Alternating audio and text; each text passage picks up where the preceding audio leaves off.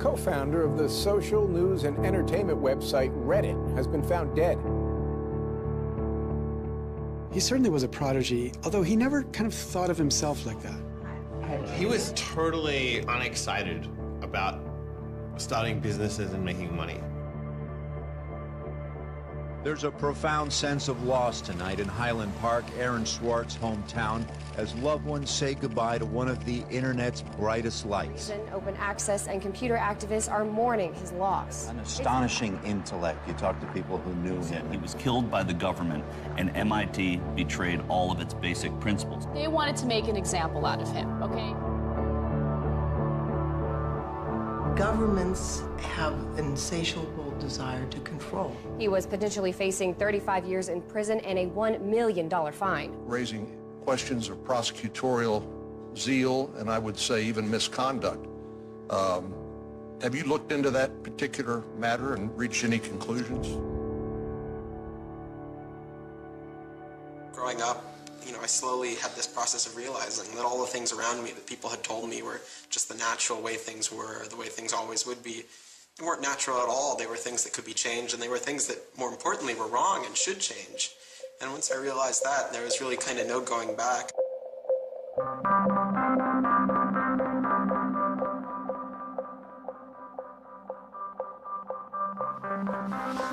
Welcome to Story Reading Time. The name of the book is Paddington at the Fair. Well, he was born in Highland Park and grew up here.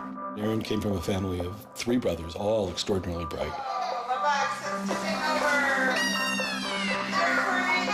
So we were all, not the best behaved children and, 3 boys running around all the time, causing trouble. Hey, no. But I've come to the realization Aaron learned how to learn at a very young age. 1, 2, 3, 4, 5, 6, 7, 8, 9, 10. Knock, knock. Who's there? Aaron. Aaron, funny man. He knew what he wanted, and he always wanted to do it. He always accomplished what he wanted.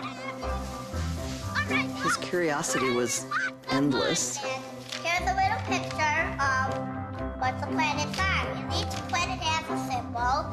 Mercury symbol, Venus symbol, Earth symbol, Mars symbol, Jupiter symbol. One day he said to Susan, "What's this free family entertainment in downtown Highland Park?" Free family entertainment downtown Highland Park. He was 3 at the time, and she said, "What are you talking about?" He said, "Look, it says here on the refrigerator, free family entertainment in downtown Highland Park." And so she was floored and astonished that he could read. It's called My Family Seder. The Seder night is different from all other nights. I remember once we were at the University of Chicago Library. I pulled a book off the shelf that was from like 1900 and showed him and said, this is really just an extraordinary place. We all were curious children, but Aaron really liked learning and really liked teaching. So they were going to learn the ABCs backwards. D-Y-X-W-V-U-T. I remember he came home from his first algebra class, and he was like, "Noah, let me teach you algebra." And I'm like, "What is algebra?" And he was always like that. Now you press the click button. There, now it's got that. Now it's in pink. When he was about 2 or 3 years old and Bob introduced him to computers, and he just took off like crazy on them. Go press the 102 ABC. We all had computers, but Aaron really took to them, really took to the internet. Working at the computer? Mommy, why is nothing working? He started programming from a really young age. I remember the first program that I wrote with him was in BASIC, and it was a Star Wars trivia game. He sat down with me in the basement where the computer was for hours programming this game. The problem that I kept having with him is there was nothing that I wanted done. And to him, there was always something to do, always something that programming could solve. The way Aaron always saw it is that programming is magic, right? You can accomplish these things that normal humans can't. Aaron made an ATM using like a Macintosh and like a cardboard box. One year for Halloween, I didn't know what I wanted to be, and he thought it'd be really, really cool if I dressed up like his new favorite computer, which at the time was the original iMac. I mean, he hated dressing up for Halloween, but he loved convincing other people to dress up as things that he wanted to see.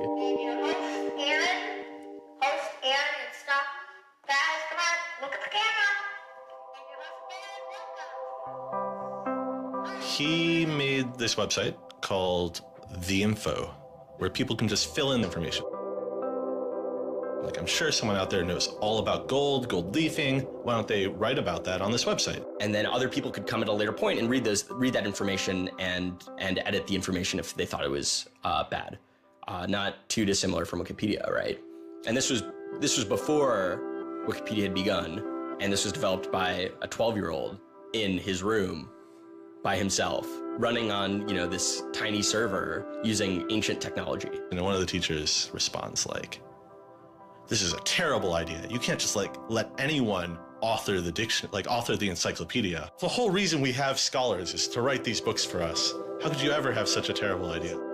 Me and my other brother would be like, "Oh, you know, yeah, Wikipedia is cool, but you know, we had that in our house like 5 years ago." Aaron's website, theinfo.org, wins a school competition hosted by the Cambridge-based web design firm Ars Digita.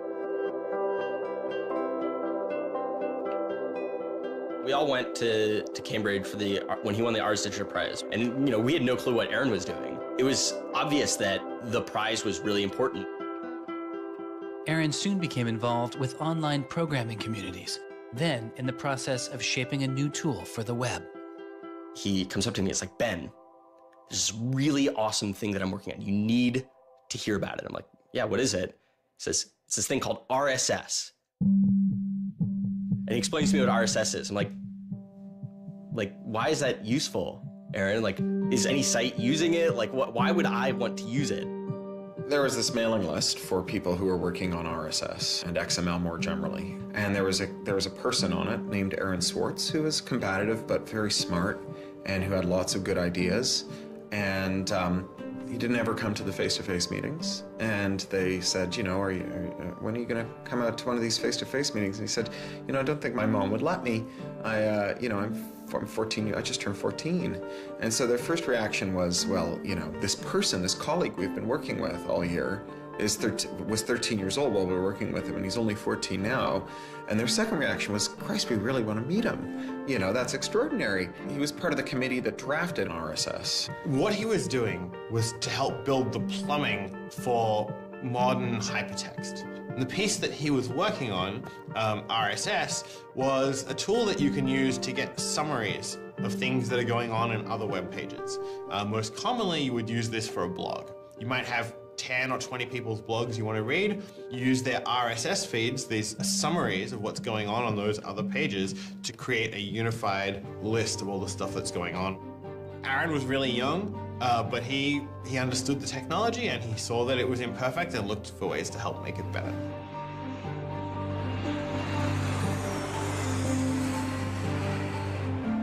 So his mom started bundling him on planes in Chicago. We'd pick him up in San Francisco. We'd introduce him to interesting people to argue with, and we'd marvel at his horrific eating habits. He only ate white food, only like, you know, steamed rice and not fried rice because that wasn't sufficiently white, and white bread and so on. And, you know, you kind of marvel at this, the quality of the debate emerging from this, what appeared to be a small boy's mouth. And you think, you know, this is a kid who's really going to go somewhere if he doesn't die of scurvy. Aaron, you're up. I think the difference is that now you can't make companies like Doc was saying. You can't have companies that just, you know, let's sell dog food over the internet, let's sell dog food over cell phones. But there's still a lot of innovation going on. I think if you don't see the innovation, maybe your head is in the sand. He takes on this alpha nerd personality where he's sort of like, I'm smarter than you, and because I'm smarter than you, I'm better than you, and I can tell you what to do. It's an extension of like him being kind of like a twerp. So you aggregate all these computers together and now they're solving big problems like searching for aliens and trying to cure cancer. First met him on IRC, on Internet Relay Chat. He didn't just write code. He also sort of got people excited about solving problems. He was a connector. The free culture movement has had a lot of his energy. I think Aaron was trying to make the world work. He was trying to fix it. He had a very kind of strong personality that definitely ruffled feathers at times. It wasn't necessarily the case that he was always comfortable in the world, and the world wasn't always comfortable with him. Aaron got into high school and was really just sick of school. He didn't like it. He didn't like any of the classes that were being taught. He didn't like the teachers. Aaron really knew like how to get information. He was like, I don't need to go to this teacher to learn how to do geometry. I can just read the geometry book, and I don't need to go to the teacher to learn their version of American history. Like, I have like 3 historical compilations here. Like, I could just read them, and I'm not interested in that. I'm interested in the web. I was very frustrated with school. I thought, the teachers didn't know what they were talking about, and they were very domineering and controlling, and the homework was kind of a sham, and it was just like, all the way to pin students together and force them to do busy work. And, I started reading books about like the history of education and how this educational system was developed, and, alternatives to it in ways that people could actually learn things as opposed to just regurgitating facts their teachers told them. And that kind of led me down this path of questioning things. Once I questioned the school I was in, I questioned the society that built the school, I questioned the businesses that the schools were training people for, and I questioned the government that, set up this whole structure. One of the things he was most passionate about was copyright, especially in those early days. Copyright has always been something of a burden on the publishing industry and on readers, but it wasn't an excessive burden. It was a reasonable institution to have in place to make sure that people got paid. What Aaron's generation experienced was the collision between this antique copyright system and this amazing new thing we were trying to build, the internet and the web. These things collided, and what we got was chaos. He then met Harvard law professor Lawrence Lessig, who was then challenging copyright law in the Supreme Court. A young Aaron Swartz flew to Washington to listen to the Supreme Court hearings. I am Aaron Swartz, and I'm here to listen to see the Eldred argument. Why did you fly out here from Chicago and come all this way to see the Eldred argument? That's a more difficult question. See the Eldred.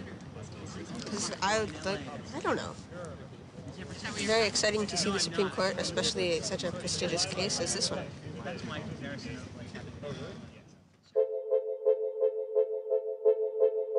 Lessig was also moving forward with a new way to define copyright on the internet. It was called Creative Commons. So the simple idea of Creative Commons is to give people, creators, a simple way to mark their creativity with the freedoms they intended to carry. So if copyright is all about all rights reserved, then this is a kind of some rights reserved model. It's, I want a simple way to say to you, here's what you can do with my work, even if there are other things which you need to get my permission before you could do. And Aaron's role was the computer part. Like, how do you architect the licenses so they would be simple and understandable and expressed in a way that machines could process it? And people are like, why do you have this, 15-year-old kid writing the specifications for the Creative Commons? Like, don't you think that's a huge mistake? And Larry's like, the biggest mistake we would have is not listening to this kid. He's not even tall enough to get over the podium, and it wasn't these movable podiums, so it was this embarrassing thing where once he put his screen up, nobody could see his face. When you come to our website here, and you go to choose license, it gives you this list of options, it explains what it means, and you fill out 3 simple questions. Do you want to require attribution? Do you want to allow commercial uses of your work? Do you want to allow modifications of your work? I was floored, just completely flabbergasted that these adults regarded him as an adult. And Aaron stood up there in front of a whole audience full of people and just started talking about the platform that he'd created for Creative Commons. And they were all listening to him. I was sitting at the back thinking, he's just a kid. Why are they listening to him? But they did. Well, I don't think I comprehended it fully. Though critics have said it does little to ensure artists get paid for their work, the success of Creative Commons has been enormous. Currently on the website Flickr alone, over 200 million people use some form of Creative Commons license. He contributed through his technical abilities, and yet it was not simply a technical matter to him. Aaron often wrote candidly in his personal blog. I think deeply about things, and I want others to do likewise. I work for ideas and learn from people. I don't like excluding people. I'm a perfectionist, but I won't let that get in the way of publication. Except for education and entertainment, I'm not going to waste my time on things that won't have an impact. I try to be friends with everyone, but I hate it when you don't take me seriously. I don't hold grudges. It's not productive, but I learn from my experience. I want to make the world a better place.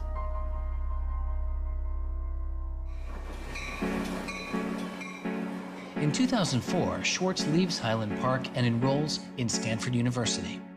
He had had ulcerative colitis, which was very troubling, and we were concerned about him taking his medication. He got hospitalized, and he would take this cocktail of pills every day. And one of those pills was a steroid, which stunted his growth and made him feel different from many of the other students. Aaron, I think, shows up at Stanford ready to do scholarship and finds himself in effectively a babysitting program for overachieving high schoolers who, in 4 years, are meant to become, you know, captains of industry and one percenters. And like, I think it just made him bananas. In 2005, after only 1 year of college, Schwartz was offered a spot at a new startup incubation firm called Y Combinator, led by Paul Graham. And he's like, hey, I have this idea for a website. And Paul Graham likes him enough and says, yeah, sure. So Aaron drops out of school, moves to this apartment. So this used to be Aaron's apartment when he moved here. I have vague memories of my father telling me how difficult it was to get a lease because Aaron had no credit and he dropped out of college. Aaron lived in what's now the living room, and some of the posters are left over from when Aaron lived here. And then the library. There are more books, but a lot of them are Aaron's. Aaron's Y Combinator site was called Infogami, a tool to build websites. But Infogami struggles to find users, and Schwartz eventually merges his company with another Y Combinator project in need of help. It was a project headed by Steve Huffman and Alexis Ohanian, called Reddit. There we were, starting from almost nothing. No users, no money, no code, and growing day by day into a hugely popular website. And it showed no signs of letting up. First we had 1,000 users, then 10,000, then 20,000, and on and on. It was just incredible. Reddit becomes huge, and it's a real sort of geeky corner of the internet. There's a lot of humor, there's a lot of art, and there's just people who flock to the site and make that site the main site they go to every morning to get their news. Reddit kind of just borders on chaos at some level. So on the one hand, it's a place where people discuss news of the day, technology, politics, and issues. And yet there is a lot of kind of not safe for work material, offensive material. There's some subreddits where trolls find a welcome home. And so in that sense, Reddit has been kind of home to controversy as well. It kind of sits on that edge of chaos. Reddit catches the attention of the corporate magazine giant Condé Nast, who makes an offer to buy the company. Some large amount of money, large enough that my dad was getting bugged with questions about, like, how do I store this money? Like a lot of money. Like a lot of money. Like, probably more than $1 million, but I don't actually know. And he is how old at the time? 19, 20. So it was in this apartment.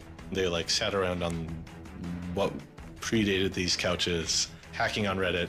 And when they sold Reddit, they threw a giant party and then all flew out to California the next day and left the keys with me. It was funny, you know, he just sold a startup, so we all kind of presumed he was the richest person around, but he said, oh no, I'll take this tiny little shoebox-sized room. That's all I need. Like, it was barely larger than a closet. The idea of him spending his money on fancy objects just seems so implausible. He explains it's like, I like living in apartments, so I'm not going to spend a lot of money on a new place to live. I'm not going to buy a mansion. And I like wearing jeans and a t-shirt, so I'm not going to spend any more money on clothes. So like, it's, you know, really no big deal.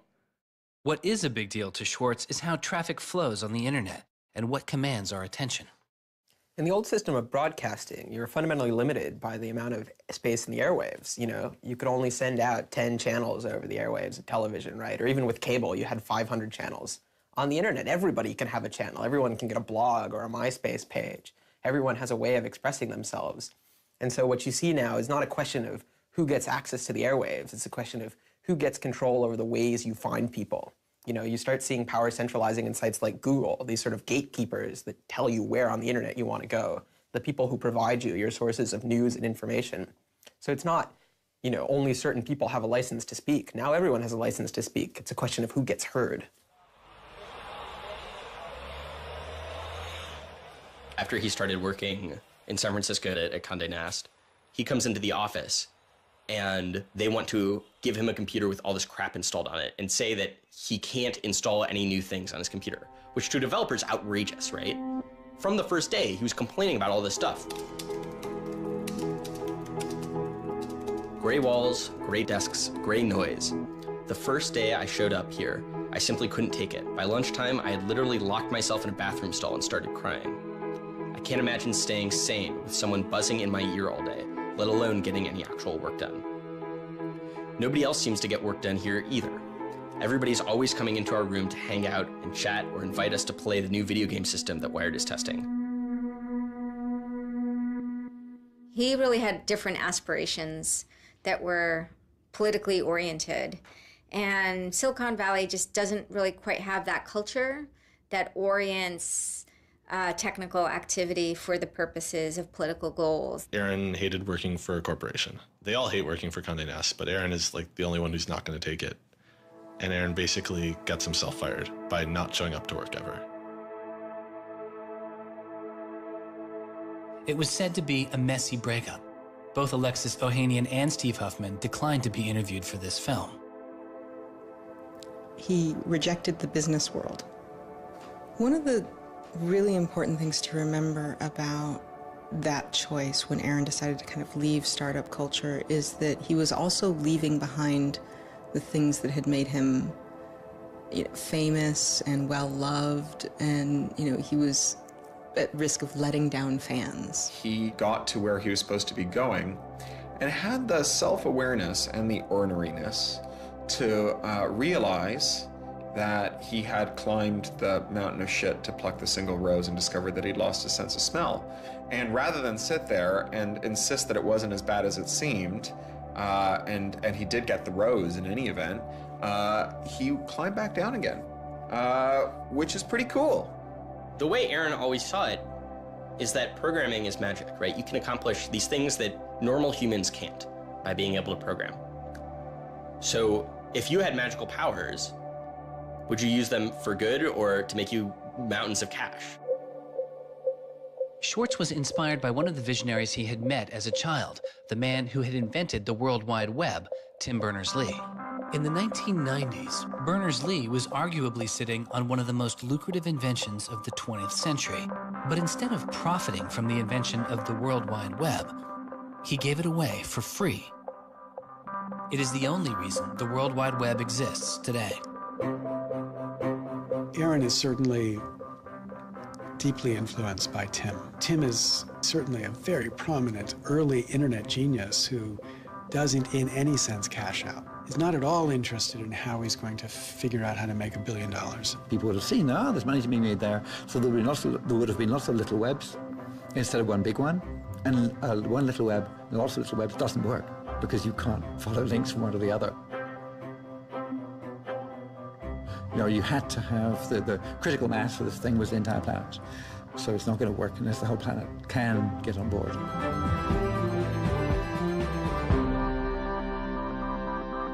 I mean, I feel very strongly that it's not enough to just live in the world as it is, to just kind of take what you're given and, follow the things that adults told you to do and that, your parents told you to do and that society tells you to do.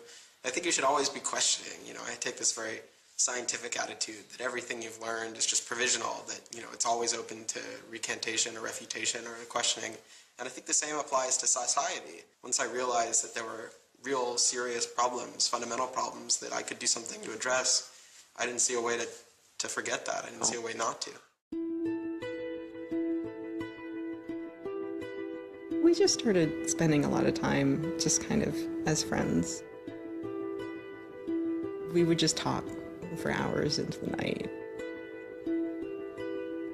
I definitely should have understood that he was flirting with me. I think to some degree I was like, this is a terrible idea and impossible, and therefore I will pretend it is not happening.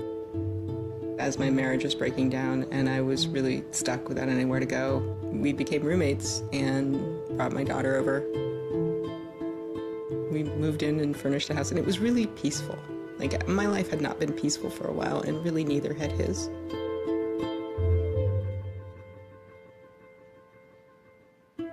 We were extremely close from the beginning of our romantic relationship. We were in constant contact. But we're both really difficult people to deal with. In a very Alan McBeal discussion, he confessed he had a theme song, and I made him play it for me. It was Extraordinary Machine by Fiona Apple. I think it was just that sense of kind of being a little bit embattled that the song has. And it also had like this hopefulness to it. By foot it's a slow climb, but I'm good at being uncomfortable, so I can't stop changing all the time. Because in many ways, Aaron was tremendously optimistic about life. Even when he didn't feel it, he could be tremendously optimistic about life. Extraordinary machine. What are you doing? Flickr has video now. Schwartz threw his energy into a string of new projects involving access to public information, including an accountability website called watchdog.net and a project called the Open Library. So the Open Library project is a website that you can visit at openlibrary.org. And the idea is to be a huge wiki, an editable website with one page per book. So for every book ever published, we want to have a web page about it that combines all the information from publishers, from booksellers, from libraries, from readers onto one site, and then gives you links where you can buy it, you can borrow it, or you can browse it. I love libraries. You know, I'm the kind of person who goes to a new city and immediately seeks out the library. So that's the dream of Open Library, is building this website where both you can leap from book to book, from person to author, from subject to idea, go through this vast tree of knowledge that's been embedded and lost in big physical libraries that's hard to find, that's not very well accessible online, is really important because books are a cultural legacy. You know, books are the place people go to write things down, and to have all that swallowed up by one corporation is kind of scary. How can you bring public access to the public domain? It may sound obvious that you'd have public access to the public domain, but in fact it's not true. So the public domain should be free to all, but it's often locked up. There's often, guard cages. It's like having a national park, but with a moat around it and gun turrets pointed out in case somebody might want to actually come and enjoy the public domain. One of the things Aaron was particularly interested in was bringing public access to the public domain. This is one of the things that got him into so much trouble. I had been trying to get access to federal court records in the United States. What I discovered was a puzzling system called PACER, which stands for Public Access to Court Electronic Records. I started Googling, and that's when I ran across Carl Malamud. Access to legal materials in the United States is a $10 billion per year business. PACER is just this incredible abomination of government service. It's 10 cents a page. It's this most brain-dead code you've ever seen. You can't search it. You can't bookmark anything. You got to have a credit card. And these are public records. It's you know, U.S. district courts are very important. It's where a lot of our seminal litigation starts, you know, civil rights cases, patent cases, all sorts of stuff. And journalists and students and citizens and lawyers all need access to PACER, and it fights them every step of the way. People without means can't see the law as readily as people that have that gold American Express card. It's a poll tax on access to justice. You know, the law is the operating system of our democracy, and you have to pay to see it. You know, that's not much of a democracy. They make about $120 million a year on the PACER system, and it doesn't cost anything near that, according to their own records. In fact, it's illegal. The E-Government Act of 2002 states that the courts may charge only to the extent necessary in order to reimburse the costs of running PACER.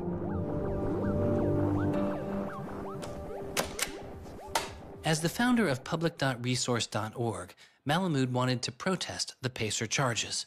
He started a program called the PACER Recycling Project, where people could upload PACER documents they had already paid for to a free database so others could use them. The PACER people were getting a lot of flack from Congress and others about public access. And so they put together this system. In 17 libraries across the country, there was free PACER access.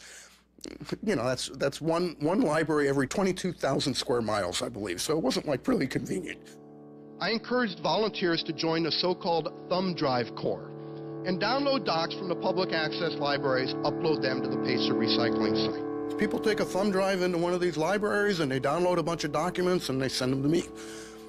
And nothing, I mean, it was just a joke. In fact, when you clicked on Thumb Drive Corps, there was a Wizard of Oz, you know, the Munchkins singing, so a little video clip came up. We represent the Lollipop Guild. But of course, I get this phone call from Steve Schultz and Aaron saying, gee, we'd like to join the Thumb Drive Corps. Around that time, I ran into Aaron at a conference. This is something that really has to be a collaboration between a lot of different people. So I approached him and I said, hey, I'm thinking about an intervention on the PACER problem. Schultz had already developed a program that could automatically download PACER documents from the trial libraries. Swartz wanted to take a look. So I showed him the code. And I didn't know what would come next, but as it turns out, over the course of the next few hours at that conference, he was off sitting in a corner, improving my code, recruiting a friend of his that lived near one of these libraries to go into the library and to begin to test his improved code, at which point the folks at the courts realized something's not going quite according to plan. And data started to come in and come in and come in, and soon there were 760 gigabytes of PACER docs, about 20 million pages. Using information retrieved from the trial libraries, Swartz was conducting massive, automated parallel downloading of the PACER system. He was able to acquire nearly 2.7 million federal court documents, almost 20 million pages of text. Now, I'll grant you that 20 million pages had perhaps exceeded the expectations of the people running the Pilot Access Project, but surprising a bureaucrat isn't illegal. Aaron and Carl decided to go talk to the New York Times about what happened. They also caught the attention of the FBI, who began to stake out Schwartz's parents' house in Illinois. But I get a tweet from his mother saying, call me. It's like, oh my God, what the hell's going on here? And so I finally got a hold of Aaron, and you know, Aaron's mother was like, oh my God, FBI, FBI, FBI. An FBI agent drives down our home's driveway trying to see if Aaron is like in his room. And I remember being home that day and wondering why this car was driving down our driveway and just driving back out. I was like, that's weird. Like 5 years later, I read this FBI file and I'm like, oh my goodness. That was the FBI agent in my driveway. He was terrified. He was totally terrified. He was way more terrified after the FBI actually called him up on the phone and tried to sucker him into coming down to a coffee shop without a lawyer He said he went home and laid down on the bed and you know, was shaking. The downloading also uncovered massive privacy violations in the court documents. Ultimately, the courts were forced to change their policies as a result. And the FBI closed their investigation without bringing charges. To this day, I find it remarkable that anybody, even at the most remote podunk field office of the FBI, thought that a fitting use for taxpayer dollars was investigating people for criminal theft on the grounds that they had made the law public. How can you call yourself a lawman and think that there can possibly be anything wrong in this whole world with making the law public?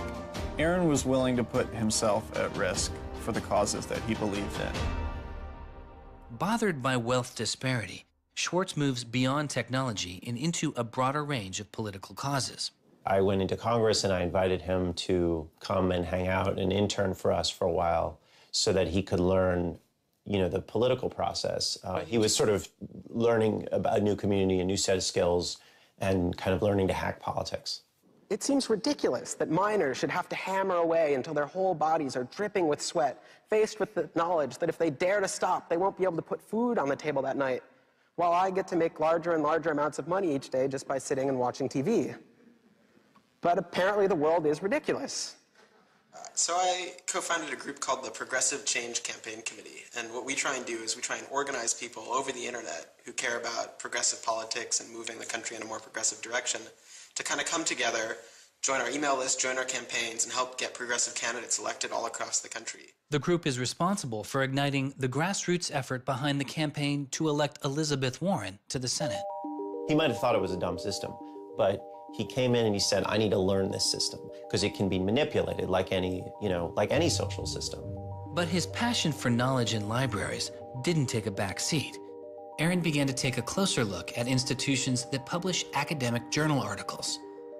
By virtue of being students at a major U.S. university, I assume that you have access to a wide variety of scholarly journals. Pretty much every major university in the United States pays these sort of licensing fees to organizations like JSTOR and Thomson and ISI to get access to scholarly journals that the rest of the world can't read. These scholarly journals and articles are essentially the entire wealth of human knowledge online, and many have been paid for with taxpayer money or with government grants. But to read them, you often have to pay again, handing over steep fees to publishers like Reed Elsevier. These licensing fees are so substantial that people who are studying in India instead of studying in the United States don't have this kind of access. They're locked out from all of these journals. They're locked out from our entire scientific legacy. I mean, a lot of these journal articles, they go back to the Enlightenment. Every time someone has written down a scientific paper, it's been scanned and digitized and put in these collections. That is a legacy that has been brought to us by the history of people doing interesting work, the history of scientists. It's a legacy that should belong to us as a commons, as a people, but instead it's been locked up and put online by a handful of for-profit corporations who then try and get the maximum profit they can out of it.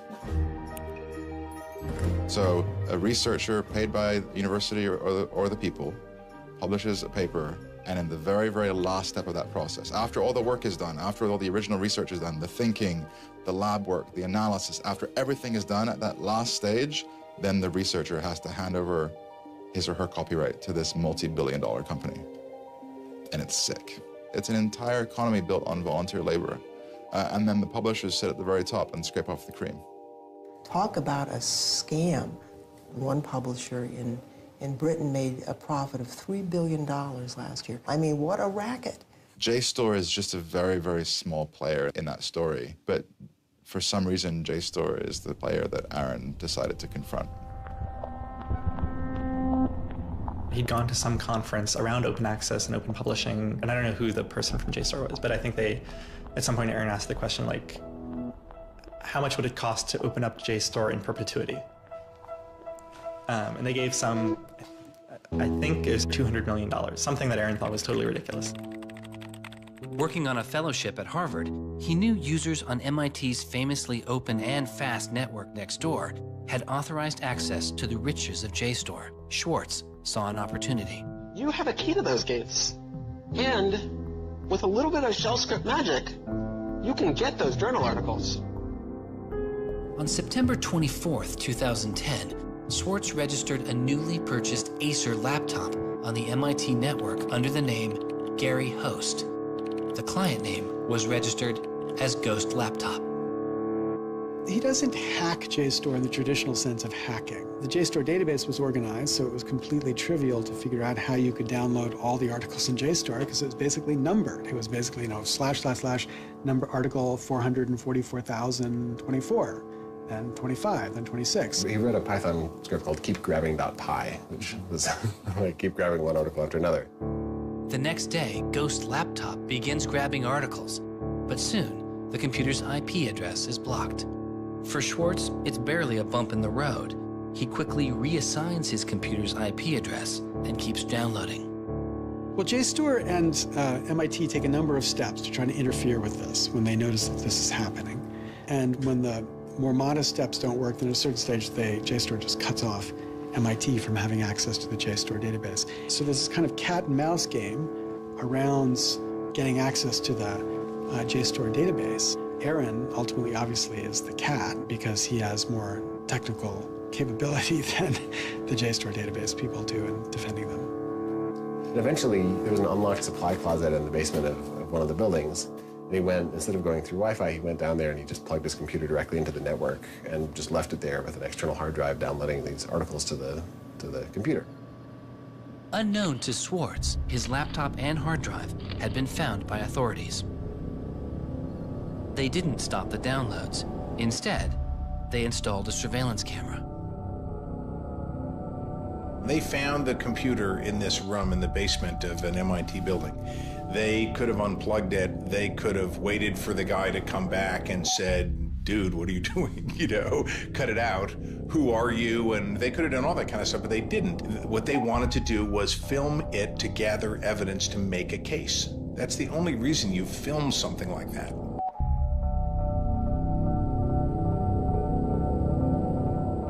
At first, the only person caught on the glitchy surveillance camera was using the closet as a place to store bottles and cans.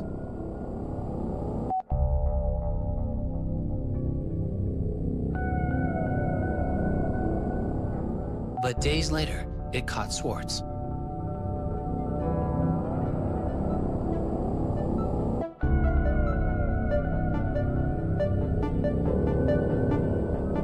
Schwartz is replacing a hard drive. He takes it out of his backpack, leans out of frame for about 5 minutes, and then leaves.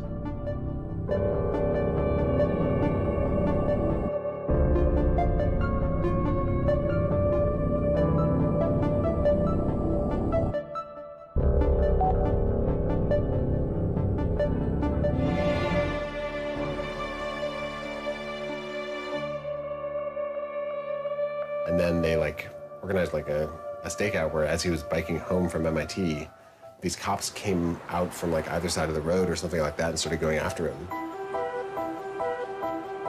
He describes that he was pressed down and assaulted by the police. He tells me that it's unclear that they were police that were after him. He thought that someone was trying to attack him. He does tell me they beat him up. I was just devastated. The notion of any kind of criminal prosecution of anyone in our family or anything was so foreign and incomprehensible, I didn't know what to do. Well, they execute search warrants at Aaron's house, his apartment in Cambridge, and his office at Harvard. 2 days before the arrest, the investigation had gone beyond JSTOR and the local Cambridge police. It had been taken over by the United States Secret Service. The Secret Service began investigating computer and credit card fraud in 1984, but 6 weeks after the attack on 9/11, their role expanded. President Bush used the Patriot Act to establish a network of what they called electronic crimes task forces. The bill before me takes account of the new realities and dangers posed by modern terrorists. According to the Secret Service, they are primarily engaged in activity with economic impact, organized criminal groups, or use of schemes involving new technology.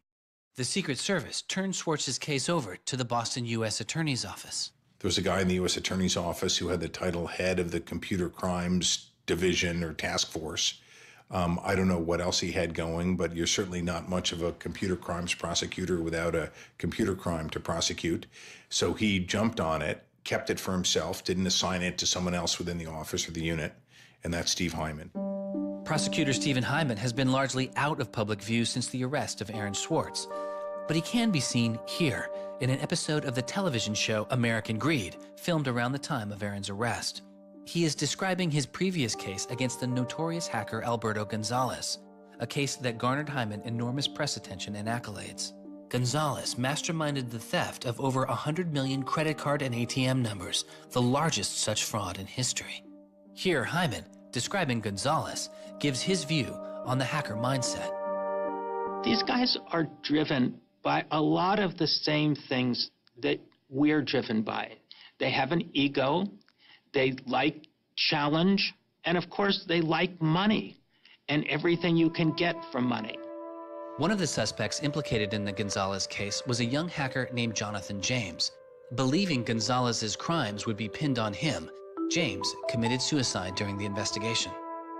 In an early press release describing the government's position in the case of Aaron Swartz, Hyman's boss, U.S. Attorney for the District of Massachusetts Carmen Ortiz, said this: "Stealing is stealing, whether you use a computer command or a crowbar, and whether you take documents, data, or dollars." It's not true. It's obviously not true.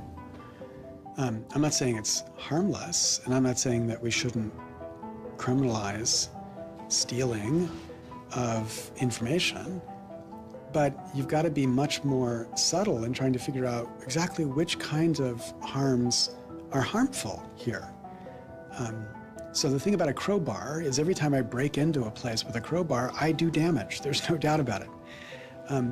But when Aaron writes a script that says download, download, download 100 times in a second, there's no obvious damage to anybody.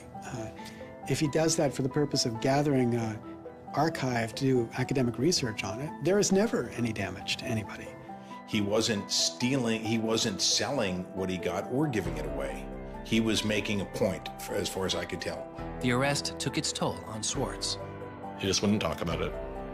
And he's like very stressed. If you thought like the FBI was like going to come to your doorstep any day, anytime you went down the hall, even to do your laundry, and they would break into your apartment because you left the door unlocked, like, I'd be pretty stressed.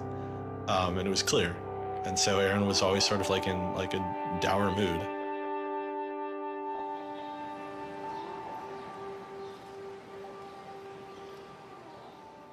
He wouldn't give off any sensitive information about his whereabouts during this time because he was so afraid that the FBI would be waiting for him. It was a time of unprecedented social and political activism. Time magazine would later name as their 2011 Person of the Year, The Protester. There was a kind of hotbed of hacker activity going on.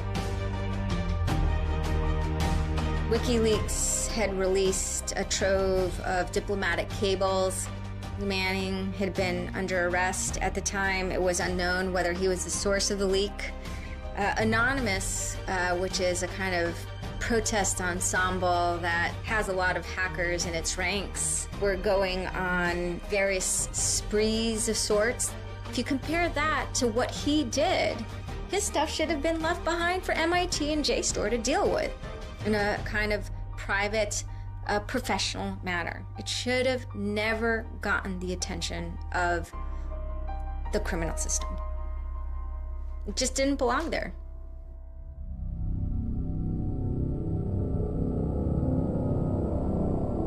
Before he was indicted, Swartz was offered a plea deal that involved 3 months in prison, time in a halfway house, and a year of home detention, all without the use of a computer.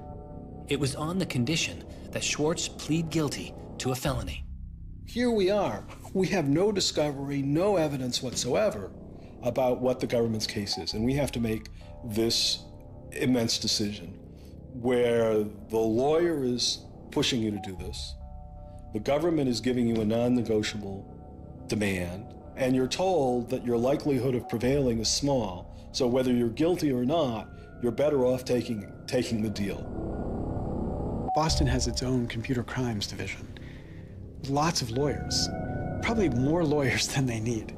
So, you know, you can imagine all sorts of cases where it'd be really hard to prosecute because you've got some criminals in Russia, or you've got some people inside of a corporation that are going to have $500 lawyers or $700 an hour lawyers sitting down against you.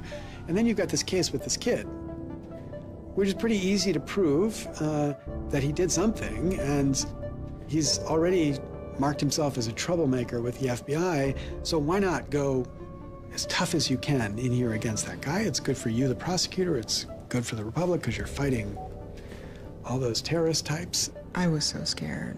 I was so scared of having my computer seized. I was so scared of going to jail because of my computer being seized. I had confidential material from sources from my previous work on my laptop. And that is above all my priority, is to keep my sources safe. I was so scared of what was going to happen to Ada. Aaron told me that they'd offered him a deal, and he finally just said that he would take it if I told him to. And I came real close to saying take it. He had developed like serious political aspirations in the intervening time between when, you know, that moment when he ended that entrepreneurial startup life and begun this new life that had come to this political activism. And he just didn't believe that he could continue in his life with a felony. You know, he said to me one day, we were walking by the White House, and he said to me, they don't let felons work there.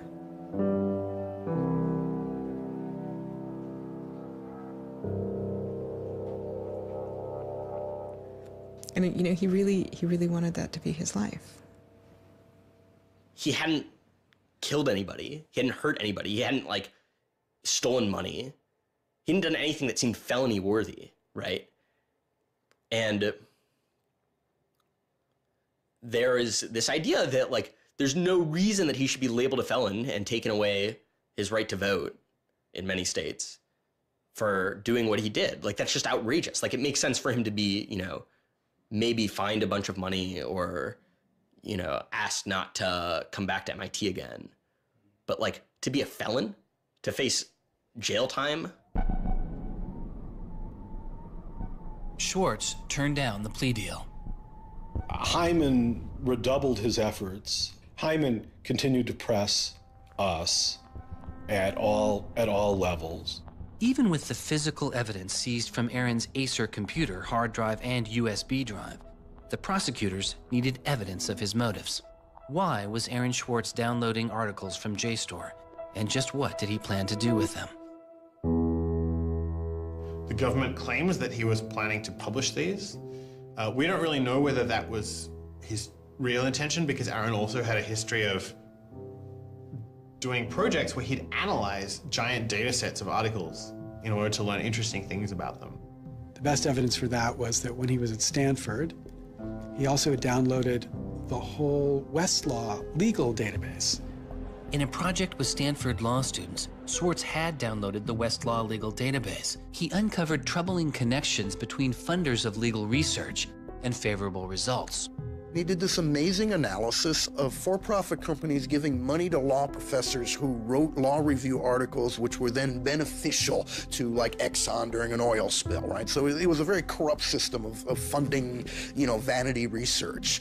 Schwartz had never released the Westlaw documents. In theory, he could have been doing the same thing about the JSTOR database. That would have been completely okay.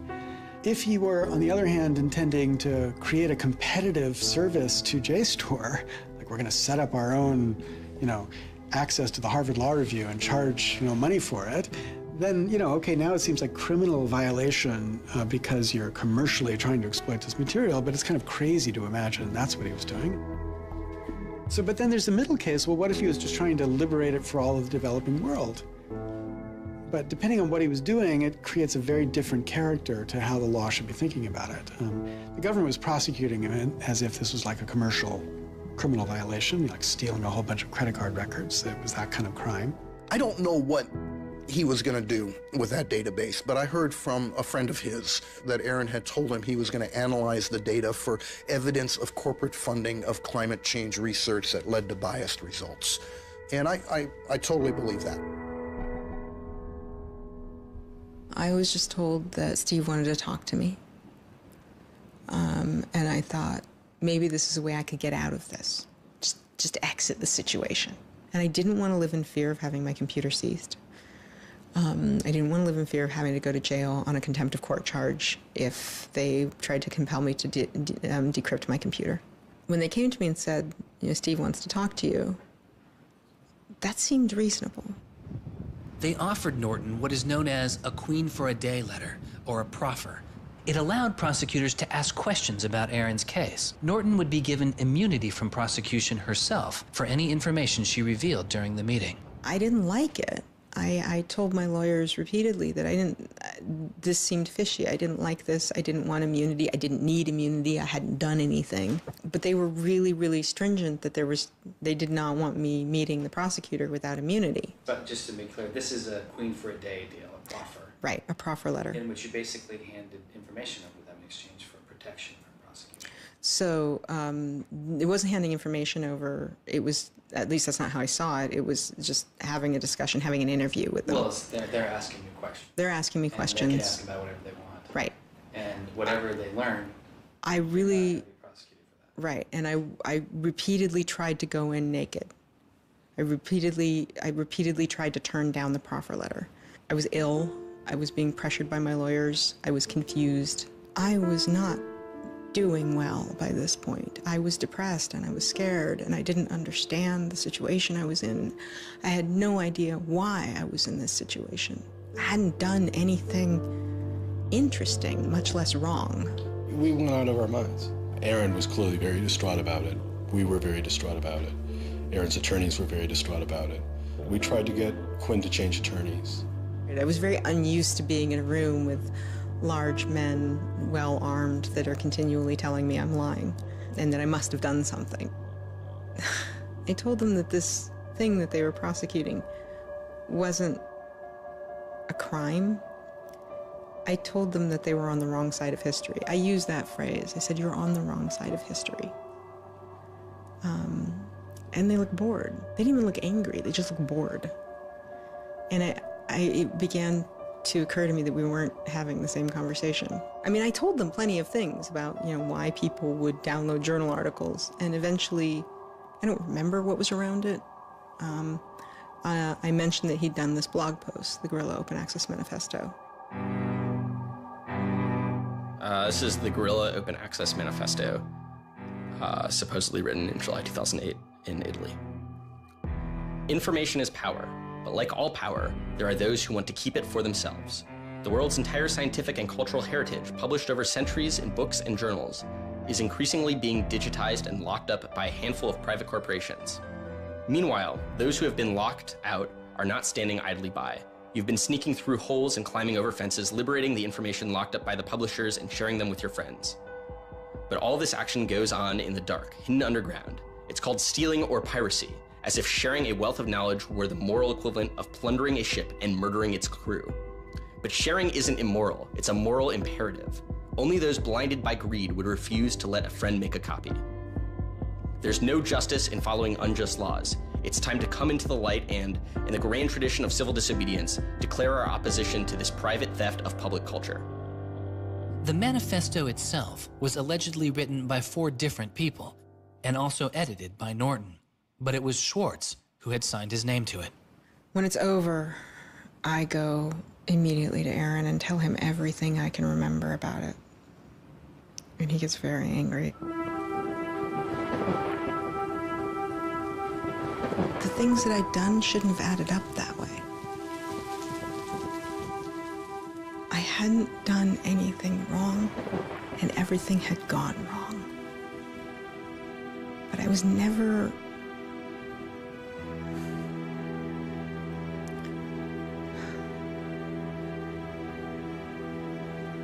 I'm still angry. I'm still angry that you can try your best with these people to do the right thing, and they will turn everything against you, and they will hurt you with anything they can. And in that moment, I regret that I said what I did. But my much larger regret is that we have settled for this, that we are okay with this, that we are okay with a justice system that tries to game people into little traps so they can ruin their lives. So yeah, I wish I hadn't said that, but I am much, much angrier that this is where I am. That this is what we as a people think is okay. They used every method that I think they could think of to get her to provide information which would be unhelpful to Aaron and helpful to the prosecution of Aaron. Right. But you know, I don't think she had information that was helpful to the government. Months go by as Schwartz's friends and family await a looming indictment. In the meantime, Schwartz was becoming a go-to expert on a series of internet issues. To you then, do you think that the internet is something that should be considered a human right and something that the government cannot take away from you? Yes, definitely. I mean, this notion that national security is an excuse to shut down the internet, that's exactly what we heard in Egypt and Syria and all these other countries. And so, yeah, it's true. Sites like WikiLeaks are going to be putting up some embarrassing material about what the U.S. government does, and people are going to be organizing to protest about it and try and change their government. You know, and that's a good thing. That's what all these First Amendment rights of free expression, of freedom of association are all about. And so the notion that we should try and shut those down, I think, just goes against very basic American principles. The principle, I think, is one that our founding fathers would have understood. If the internet had been around back then, instead of putting post offices in the Constitution, they would have put ISPs. Well, it's definitely interesting to see how... Schwartz meets activist Taryn Steinbrickner Kaufman, and the two begin to date.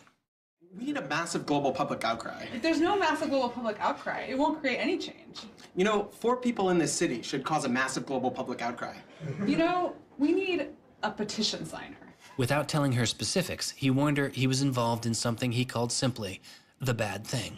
And I had sort of crazy theories, like that he was having an affair with Elizabeth Warren or something. I speculated both Hillary Clinton and Elizabeth Warren, actually. But so sometime in probably late July, Aaron called me, and I happened to pick up, and he said, you know, the bad thing might be in the news tomorrow. Do you want me to tell you, or do you want to read about it in the news? And I said, well, I want you to tell me.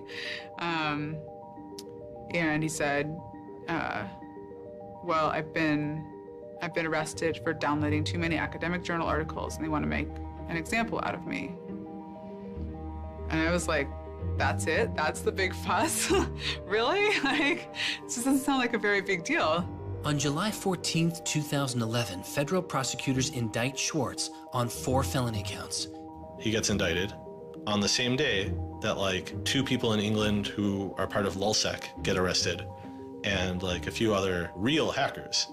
And Aaron is just like someone who kind of looks like a hacker, enough that they can like, you know, put his head on a stake and like put it on the gates. Aaron went to surrender, and they arrested him. They then strip searched him, took away his shoelaces, took away his belt, and left him in solitary confinement. The District of Massachusetts United States Attorney's Office released a statement saying Schwartz faces up to 35 years in prison, to be followed by 3 years of supervised release, restitution, forfeiture, and a fine of up to $1 million. He is released on $100,000 bail.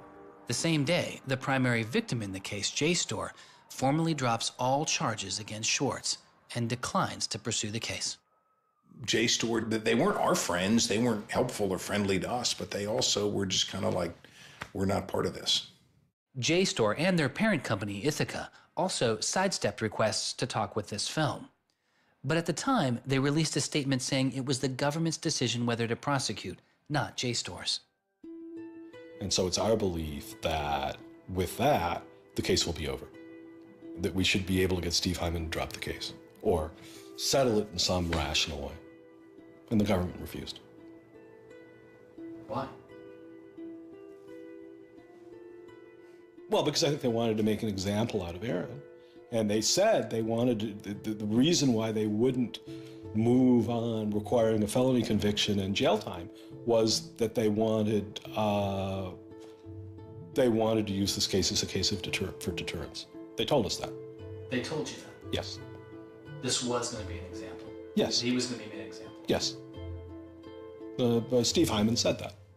Deterring who? Like, there's other people out there running around logging onto JSTOR and downloading the articles to make a political statement? I mean, who are they deterring? It would be easier to understand the Obama administration's posture of supposedly being for deterrence if this was an administration that, for instance, prosecuted arguably the biggest economic crime that this country has seen in the last 100 years, the crimes that were committed that led to the financial crisis on Wall Street. When you start deploying the non-controversial idea of deterrence only selectively, you stop making a dispassionate analysis of lawbreaking, and you started deciding to deploy law enforcement resources specifically on the basis of political ideology. And that's not just undemocratic, it's supposed to be un-American. Prosecutor Stephen Hyman later reportedly told MIT's outside counsel that the straw that broke the camel's back was a press release sent out by an organization Swartz founded called Demand Progress. According to the MIT account, Hyman reacted to the short statement of support, calling it a wild internet campaign and a foolish move that moved the case from a human one-on-one level to an institutional level. That was a poisonous combination. A prosecutor who didn't want to lose face, who had a political career in the offing maybe, and didn't want to have this come back and haunt them. You spent how many tax dollars arresting someone for taking too many books out of the library and they got your ass handed to you in court? No way. I then moved to try to put pressure on MIT in various ways to get them to go to the government and request the government to stop the prosecution. What is MIT's reaction to that? There doesn't seem to be any reaction from MIT at that point.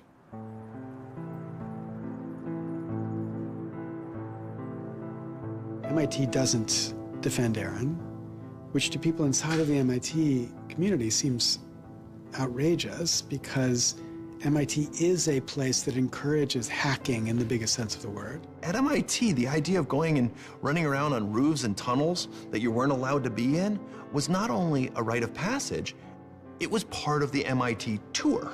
And lockpicking was a winter course at MIT.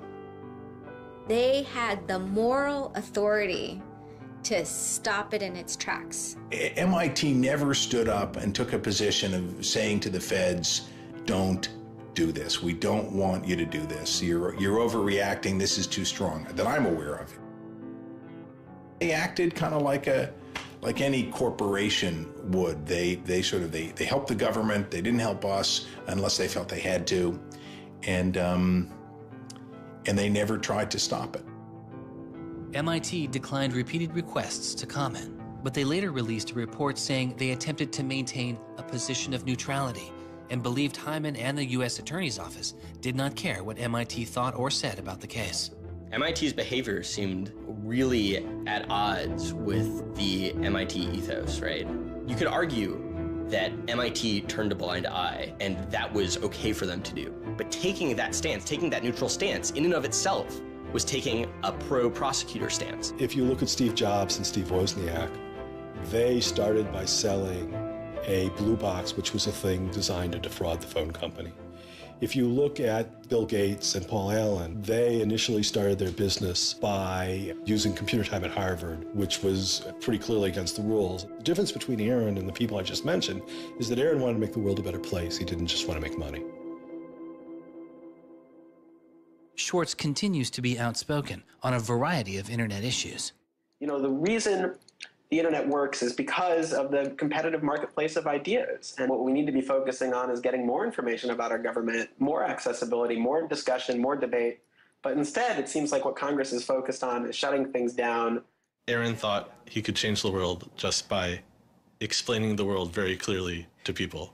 Flame can literally control your computer and make it spy on you. Welcome, Aaron. Good to have you back on the show here. You know, just like spies used to in olden days, put microphones and tap what people were saying. Now they're using computers to do the same things.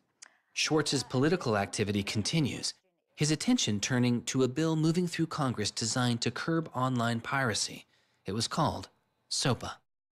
Activists like Peter Eckersley saw it as an enormous overreach, threatening the technical integrity of the internet itself. And one of the first things I did was to call Aaron. I said, can we do a big online campaign against this? This isn't a bill about copyright.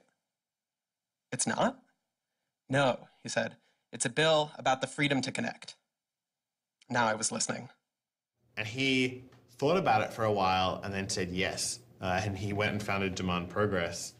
Demand Progress is an online activism organization. We've got around 1.5 million members now, but started in the fall of 2010. Aaron was one of the most prominent people in a community of people who helped lead organizing around social justice issues at the federal level in this country. SOPA was the bill that was intended to curtail online piracy of music and movies, but what it did was basically take a sledgehammer to a problem that needed a scalpel. If passed, the law would allow a company to cut off finances to entire websites without due process, or even to force Google to exclude their links. All they needed was a single claim of copyright infringement. It pitted the titans of traditional media against a new and now far more sophisticated remix culture. It makes everyone who runs a website into a policeman.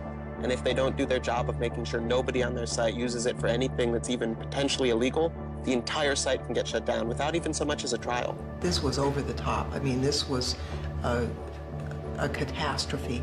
This bill poses a serious threat to speech and civil liberties for all who use the internet. There were only a handful of us who said, look, we're not for piracy either, but it makes no sense to destroy the architecture of the internet, the domain name system, and so much that makes it free and open in the name of fighting piracy. And Aaron got that right away. The freedoms guaranteed in our Constitution, the freedoms our country had been built on, would be suddenly deleted. New technology, instead of bringing us greater freedom, would have snuffed out fundamental rights we'd always taken for granted. And I realized that day, talking to Peter, that I couldn't let that happen.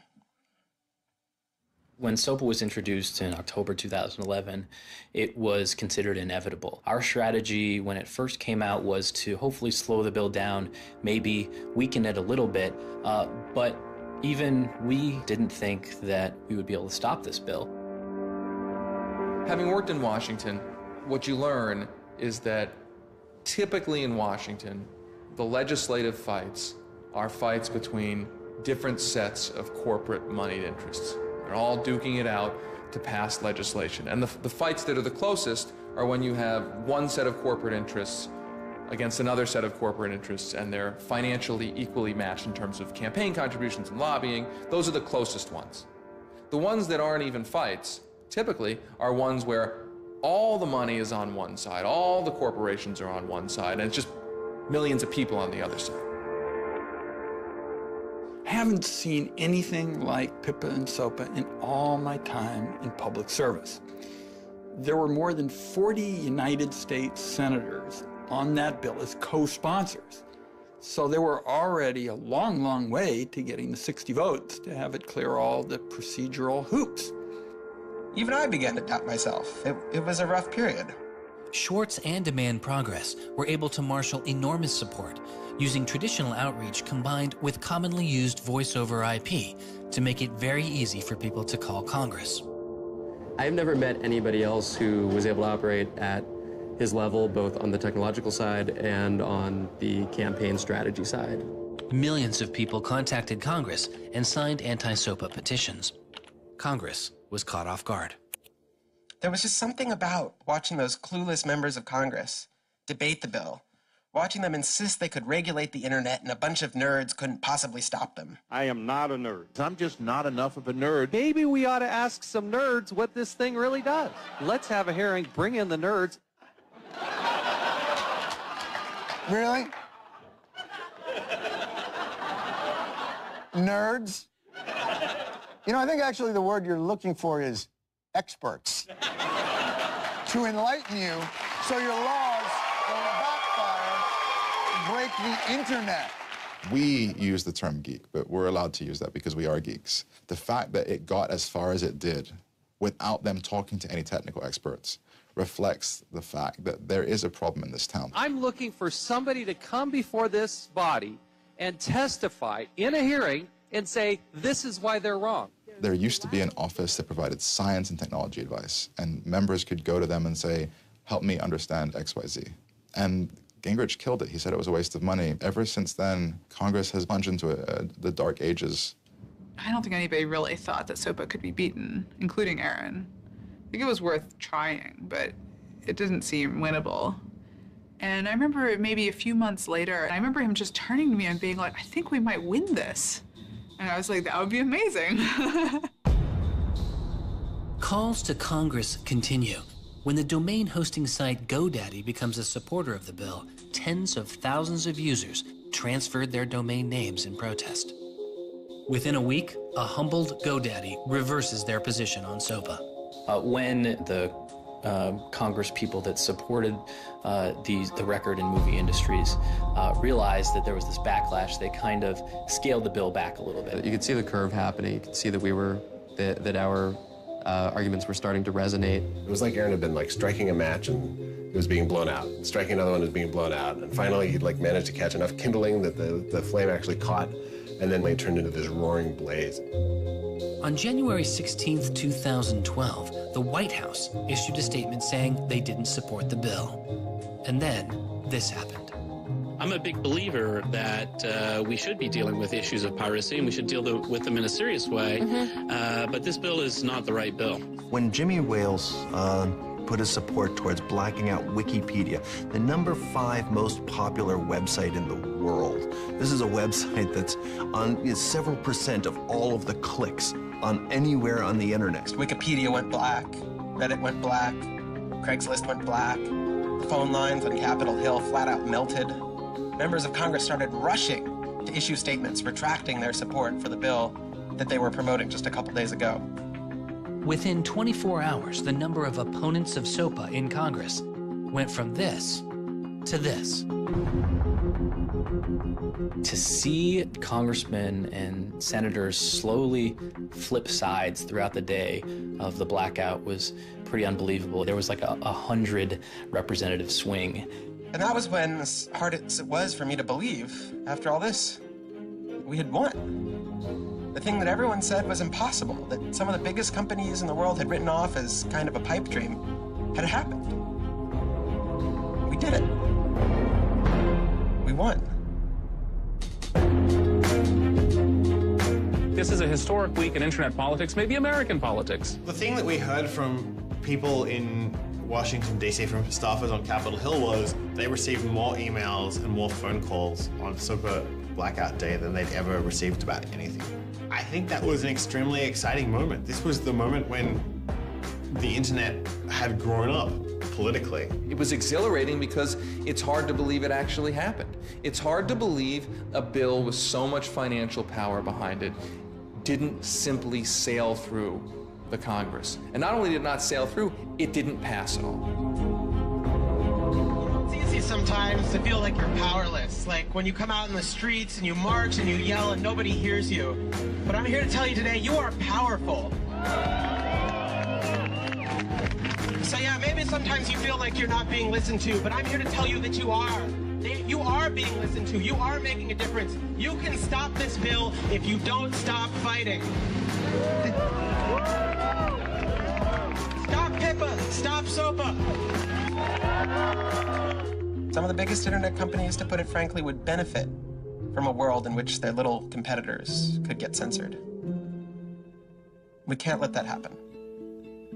For him, it was more important to be sure that you made a small change than to play a small part in a big change. But SOPA was like playing a major part in a major change. And so for him, it was kind of this proof of concept, like, okay, what I want to do with my life is change the world. I think about it in this really scientific way of like, I'm measuring my impact. And this shows that it's possible, right? That the thing that I want to do with my life is possible. I have proved that I can do it, that I, Aaron Swartz, can change the world. For a guy who never really thought he had done much, which was Aaron. It was one of the few moments where you could really see that he felt like he had done something good. Feeling like here is his maybe one and only victory lap.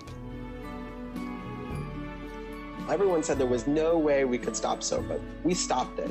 This is 3 outrageously good victories, and the year isn't even over yet. I mean, if there's a time to be positive, it's now. You know, he wins at SOPA a year after he's arrested. It's not unambiguously happy moments. There's a lot going on. He's so attuned towards participating in the political process, you can't stop him. The list of organizations Swartz founded or co-founded is enormous. And years before Edward Snowden would expose widespread internet surveillance, Swartz was already concerned.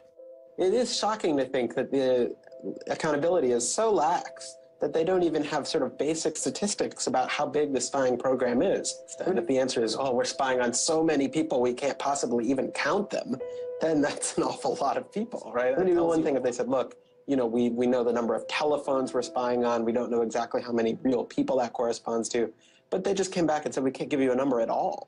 That's pretty, I mean, it's scary is what it is. Well, that's scary. You know, they put incredible pressure on him, took away his, you know, all of the money he had made. They, you know, threatened to take away his physical freedom. Why'd they do it, you know? I mean, well, why are they going after whistleblowers, you know? Why are they going after people who tell the truth about all sorts of things? I mean, from the banks to the, you know, to war, to just sort of government transparency. So secrecy serves those who are already in power. And we are living in an era of secrecy that coincides with an era where the government is doing also a lot of things that are probably illegal and unconstitutional. So those two things are not coincidences. It's very clear that this technology has been developed not for small countries overseas, but right here for use in the United States by the U.S. government. The problem with the spying program is it's this sort of long, slow expansion, you know, going back to the Nixon administration, right? Obviously, it became big after 9/11 under George W. Bush, and Obama has continued to expand it, and the problems have slowly grown worse and worse. But there's never been this moment you can point to say, okay, we need to galvanize opposition today because today is when it matters. Instead, it's mattered for. The prosecution, in my estimation, of Aaron Swartz was about sending a particular laser-like message to a group of people that the Obama administration sees as politically threatening.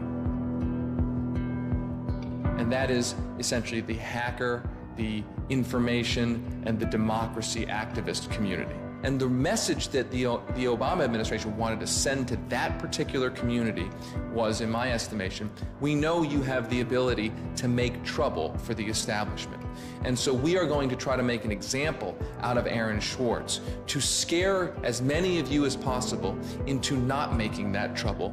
And the government said, oh, the legal opinions we're using to legalize the spying program are also classified. So we can't even tell you which laws we're using to spy on you. You know, every time they can say, oh, this is another instance of cyber war, the cyber criminals are attacking us again, we're all in danger, we're all under threat.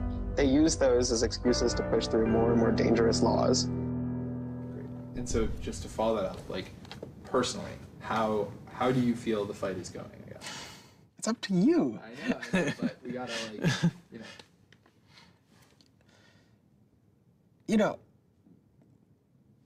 there's sort of these two polarizing perspectives, right? Everything is great. The internet has created all this freedom and liberty and everything's going to be fantastic. Or everything is terrible. The internet has created all these tools for cracking down and spying and, you know, controlling what we say. And I think both are true, right? The internet has done both. And both are kind of amazing and astonishing. And which one will win out in the long run is up to us. It doesn't make sense to say, oh, one is doing better than the other. You know, they're both true.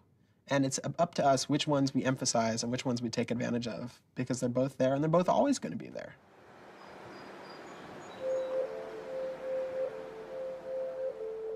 On September 12, 2012, federal prosecutors filed a superseding indictment against Swartz, adding additional counts of wire fraud, unauthorized access to a computer, and computer fraud. Now, instead of 4 felony counts, Swartz was facing 13. The prosecution's leverage had dramatically increased, as did Swartz's potential jail time and fines. They filed a separate indictment to add more charges, and they had a theory about why this conduct constituted a number of federal crimes, and that a very significant sentence could attach to it under the law. That theory, and much of the prosecution's case against Schwartz, involved a law created originally in 1986. It is called the Computer Fraud and Abuse Act. The Computer Fraud and Abuse Act was inspired by the movie War Games with Matthew Broderick, which is a great movie. I have you now. In this movie, a kid gets the ability through the magic of computer networks to launch a nuclear attack. That's not actually possible, and it certainly wasn't possible in the 80s, but apparently this movie scared Congress enough to pass the original Computer Fraud and Abuse Act. This is a law that's just behind the times. For example, it penalizes terms of service kinds of arrangements. You can have something like eHarmony or Match.com, and somebody sort of inflates their own personal characteristics, and all of a sudden, depending on the jurisdiction and the prosecutors, they could be in a whole host of troubles. We all know what terms of use are. Most people don't read them, but not abiding by their terms could mean you are committing a felony. The website terms of service often say things like, be nice to each other, or don't do anything that's improper. The idea that the criminal law has anything to say about these kinds of violations, I think strikes most people as crazy.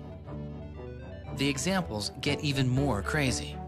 Until it was changed in March of 2013, the terms of use on the website of Hearst's 17 magazine said you had to be 18 in order to read it.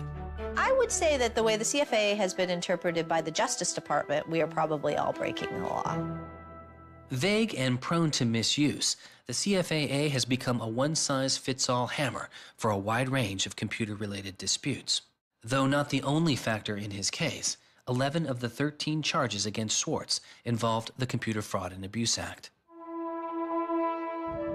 The question why hangs over much of the story of Aaron Swartz. Just what was motivating the government, and what would their case have been? The Department of Justice declined requests for answers, but Professor Oren Kerr is a former prosecutor who has studied the case. So I think I come about this case from a different direction than other people on a number of reasons. I was a federal prosecutor at the Justice Department for 3 years before I started teaching. The government came forward with an indictment based on what crimes they thought were committed, just as a purely lawyers matter, looking at the precedents, looking at the statute, looking at the history, looking at the cases that are out there so far. I think it was a fair indictment based on that. You can debate whether they should have charged this case. There's just a lot of disagreement. Some people are on the open access side, some people are not. I think the government took Swartz's guerrilla open access manifesto very seriously. And I think they saw him as somebody who was committed as a moral imperative to breaking the law to overcome a law that Swartz saw as unjust. And in a democracy, if you think a law is unjust, there are ways of changing that law. There's going to Congress, as Swartz did so masterfully with SOPA. Or you can violate that law in a way to try to nullify that law. And I think what was driving the prosecution was the sense that Swartz was committed not just to breaking the law, but to really making sure that law was nullified, that everyone would have access to the database in a way that you couldn't put the toothpaste back into the tube. It would be done, and Swartz's side would win. There's a big disagreement in society as to whether that is an unjust law, and ultimately that's a decision for the American people to make, working through Congress. And then the second problem is, I think, we're still trying to figure out what's the line between less serious offenses and more serious offenses. We're now entering this different environment of computers and computer misuse, and we don't yet have a really strong sense of exactly what these lines are. So we're just working that out. This is a poor use of prosecutorial discretion. The hammer that the Justice Department has to scare people with it just gets bigger and bigger and bigger. And so most people just, you can't roll the dice with your life like that. Should we tap somebody's phone? Should we film them? Should we turn somebody and get them to testify against these other people? That's how federal agents and prosecutors think. They build cases, they make cases. Swartz was caught in the gears of a brutal criminal justice system that could not turn back. a machine that has made America the country with the highest rate of incarceration in the world. We have in this country allowed ourselves to be captured by the politics of fear and anger, and anything we're afraid of, like the future of the internet and access, and anything we're angry about instinctively creates a criminal justice intervention. And we've used jail, prison, and punishment to resolve a whole host of problems that historically were never seen as criminal justice problems. The impulse to threaten, indict, prosecute, which is part of what has created this debate and controversy over online access and information on the internet, is very consistent with what we've seen in other areas. The one difference is that the people who are usually targeted and victimized by these kinds of criminal and carceral responses are typically poor and minority. Schwartz's isolation from friends and family increased. He had basically stopped working on anything else, and the case was, in fact, like taking over sort of his whole life. One of Aaron's lawyers apparently told the prosecutors that he was emotionally vulnerable and that was something that they really needed to keep in mind so that they knew that. It was weighing on him very heavily. He did not like having his actions and his movements restricted in any way. And the threat of jail, which they pounded him with a lot, was terrifying to him. Completely exhausted his financial resources, and it cost us a lot of money also, and he raised a substantial amount of money. So it was, it was in the millions of dollars. The legal defense? Yes. Was in millions? Yes. Yeah, I think he didn't want to be a burden to people. I think that was a factor. Like, I have my normal life, and then I have this shitty thing I have to deal with. And I try to, keep the two of them as separate as possible. But they were just beginning to blur together, and everything was becoming shitty. Schwartz faced a tough choice that was only getting tougher. Do you admit guilt and move on with your life, or do you fight a broken system? With his legal case, the answer was simple. He rejects the final plea deal, and a trial date is set. Aaron was resolute that he didn't want to knuckle under and accept something that he didn't believe was fair, but I also think he was scared. He was just I just think it was too much.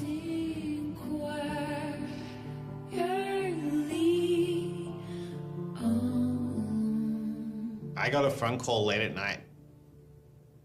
I could tell something was wrong, and then I called and I realized what had happened.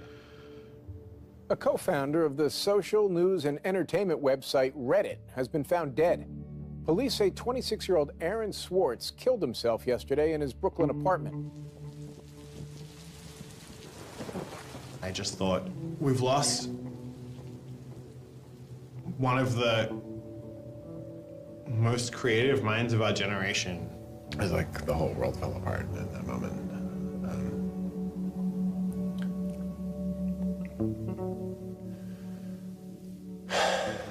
It was one of the hardest nights of my life. As I kept screaming, I can't hear you. What did you say? I can't hear you. I can't. That's it.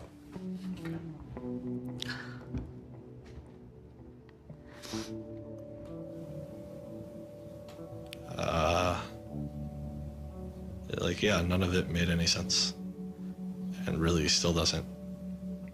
I was so frustrated, angry.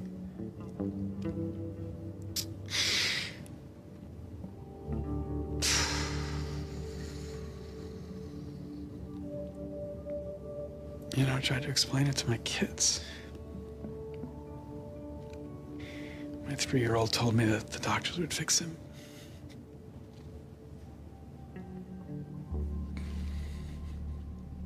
I've known lots of people who've died, but I've never lost anybody like this. Because everybody feels, and I do too, there's so much we could have more to do. I just didn't know he was there. I didn't know this is what he was suffering, and he was part of me. And I just wanted it to not be real. And then I just looked at his Wikipedia page and I saw the end date.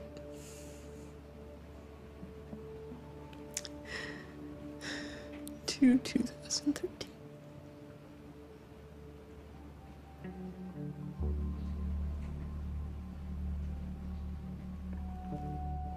Aaron is dead. Wanderers in this crazy world, we have lost a mentor, a wise elder. Hackers for right, we're one down. We've lost one of our own. Nurturers, carers, listeners, feeders, parents, all, we have lost a child. Let us all weep.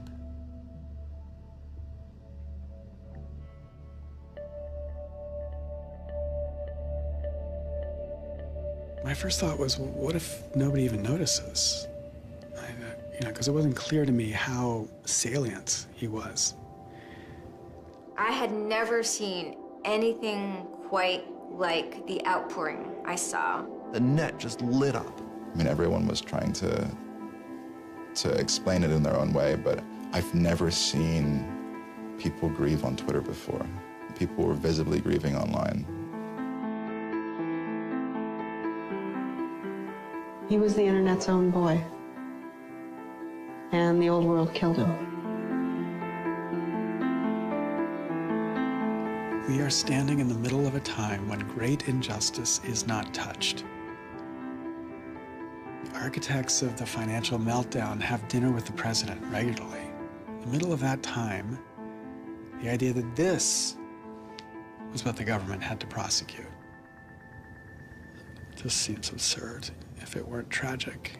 The question is, can we do something, given what's happened, to make the world a better place? And how can we further that legacy? That's the only question that one can ask. All over the world, there were starting to be hackathons, gatherings. Aaron Swartz has, in some sense, brought the best out of us in trying to say, how do we fix this? He was, in my humble opinion, one of the true extraordinary revolutionaries that this country has produced. I don't know whether Aaron was defeated or victorious, but we are certainly shaped by the hand of the things that he wrestled with. When we turn armed agents of the law on citizens trying to increase access to knowledge, we've broken the rule of law, we've desecrated the temple of justice. Aaron Swartz was not a criminal. Change does not roll in on the wheels of inevitability, it comes through continuous struggle. Aaron really could do magic. And I'm dedicated to making sure that his magic doesn't end with his death. He believed that he could change the world, and he was right. Out of the last week and out of today, phoenixes are already rising. Since Swartz's death, Representative Zoe Lofgren and Senator Ron Wyden have introduced legislation that would reform the Computer Fraud and Abuse Act, the outdated law that formed the majority of the charges against Swartz. It's called Aaron's Law. Aaron believed that, you literally ought to be asking yourself all of the time, what is the most important thing I could be working on in the world right now? And if you're not working on that, why aren't you?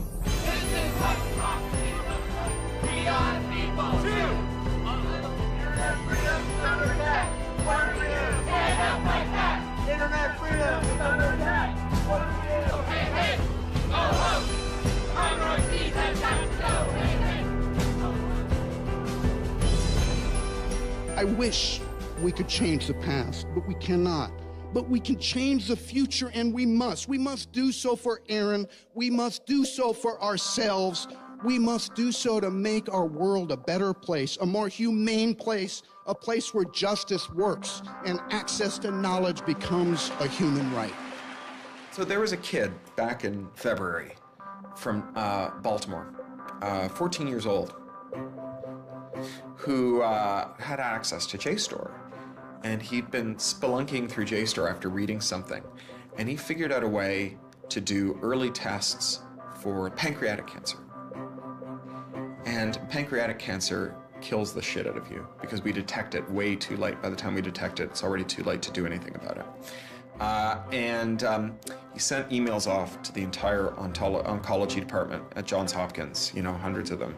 And every 14-year-old kid, yeah. And most of them ignored it, right? But one of them sent him an email back and said, this is not an entirely stupid idea. Why don't you come on over? And this kid worked evenings and weekends with this researcher. And in February, I heard him on the news, just a couple of weeks after Aaron died, when Aaron was in the news a lot. Sorry. And he said the reason he was on the news is because they'd done it. They were shipping an early test for pancreatic cancer that was going to save lives. And he said, this is why what Aaron did was so important. Because you never know, right? This truth of the universe is not only something that policymakers use to figure out, you know, what the speed limit should be. It's where the thing that's going to keep, you know, your kid from dying of pancreatic cancer comes from. And without access, the person who might come up with the thing that's got your number on it may never find that answer. He slept so well, he didn't fall out of bed once, not even when he dreamed he was back on the space quest. Very good, Aaron. Very good. Yay, Aaron. Okay. Now it's song time.